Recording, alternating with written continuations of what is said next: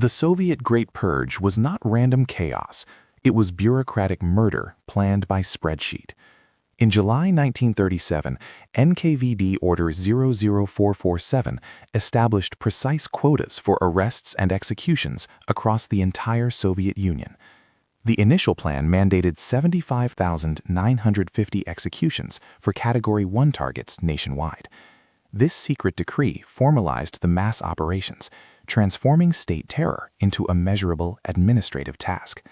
The quotas were distributed to regional NKVD directorates, demanding specific numbers of people to be shot or imprisoned within a 4-month period. This system ensured that the violence was centrally controlled and executed with chilling efficiency, driven by Stalin's political objectives to eliminate perceived opposition. NKVD Order 00447, officially titled On the Operation of Repressing Former Kulaks, Criminals, and Other Anti-Soviet Elements, was signed by Nikolai Yezhov. The decree targeted individuals deemed socially dangerous, including former Tsarist officials, priests, members of non-Bolshevik parties, and those who had resisted collectivization. The order categorized victims into 2 groups based on the severity of the planned punishment. The quotas were not merely suggestions, they were mandatory targets that regional NKVD chiefs were expected to meet or exceed. This centralized planning allowed the Politburo to manage the scale and intensity of the terror across vast geographical distances simultaneously. Category 1 victims faced immediate execution by shooting, typically within days of arrest. These individuals were considered the most dangerous counter-revolutionary elements. Category 2 victims were sentenced to 8 to 10 years in the Gulag labor camps. The initial quotas allocated significantly more victims to Category 2, but the balance quickly shifted towards execution as the terror accelerated. Local NKVD officers often used vague criteria to assign individuals to these categories, frequently relying on old police files, neighborhood denunciations, or simply the need to fill the quota. The distinction between the 2 categories determined life or death, yet the process was arbitrary and summary. The quota mechanism operated through a system of requests and approvals.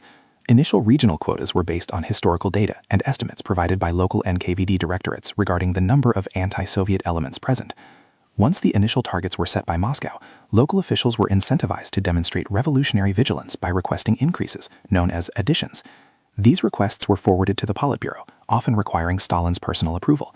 This structure ensured that the terror was not a spontaneous outburst, but a carefully managed, escalating campaign driven by central authority and local ambition. Local NKVD chiefs and regional party secretaries engaged in fierce competition to exceed their assigned quotas.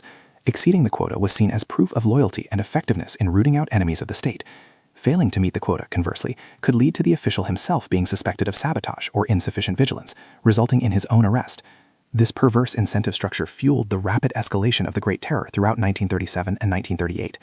The Politburo approved multiple waves of quota increases, often doubling or tripling the original targets within months, demonstrating the regime's insatiable demand for victims. The judicial process was circumvented entirely by the establishment of extrajudicial committees, known as Troikas. Each Troika consisted of 3 individuals: the regional party secretary, the regional NKVD chief, and the regional prosecutor. These committees reviewed cases summarily, often processing hundreds of death sentences in a single session. The Troikas operated without defense attorneys, witnesses, or the right to appeal. Their primary function was to rubber stamp the sentences required to fulfill the assigned quotas. The speed and lack of due process ensured that the bureaucratic targets were met efficiently, prioritizing volume over any semblance of justice. Parallel to Order 00447, the NKVD launched specific national operations targeting ethnic minorities perceived as potential fifth columns or foreign spies. These included the Polish operation, the German operation, and the Korean operation. These operations also utilized strict, centrally mandated quotas for arrests and executions. For example, the Polish operation alone resulted in over 111,000 executions. These national quotas were often even more severe than the general quotas under Order 00447, demonstrating the regime's willingness to use ethnic cleansing as a tool of political control and paranoia regarding border security. The period of mass operations, primarily driven by the quota system, lasted from August 1937 until November 1938. Official Soviet records released after the collapse of the Soviet Union indicate that approximately 1.5 million people were arrested during this 18-month period. Of those arrested, nearly 700,000 individuals were executed. The vast majority of these executions were carried out under Category 1 of Order 00447. The quotas ensured that the terror reached every corner of the Soviet state, eliminating not only political rivals, but also millions of ordinary citizens deemed expendable or inconvenient. By late 1938, Stalin declared the mass operations complete, signaling a temporary reduction in the scale of the terror. The regime needed to stabilize the bureaucracy and the economy, which had been severely disrupted by the mass arrests of skilled personnel. Nikolai Yezhov, the head of the NKVD and the primary executor of the quota system, was subsequently blamed for the excesses and violations of socialist legality. Yezhov was arrested in 1939 and executed in 1940. His replacement, Lavrenti Beria, oversaw a temporary slowdown in executions, but the underlying mechanisms of state repression remained fully intact, ready for future use. The quota system of the Great Purge fundamentally destabilized Soviet society, ensuring absolute obedience through pervasive, industrialized fear. The system proved that the Soviet state could mobilize its entire administrative apparatus to commit mass murder based purely on numerical targets.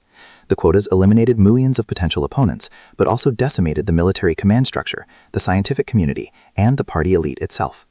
The existence of Order 00447 and the documented quota increases provide the clearest evidence that the Great Terror was a deliberate, centrally planned act of political violence orchestrated by Stalin and the Politburo.